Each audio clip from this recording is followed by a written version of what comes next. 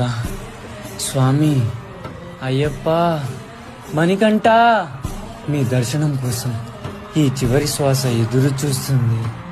ఈ కన్య స్వామికి మీ దర్శనం పొందే అదృష్టం లేదా అయ్యప్ప?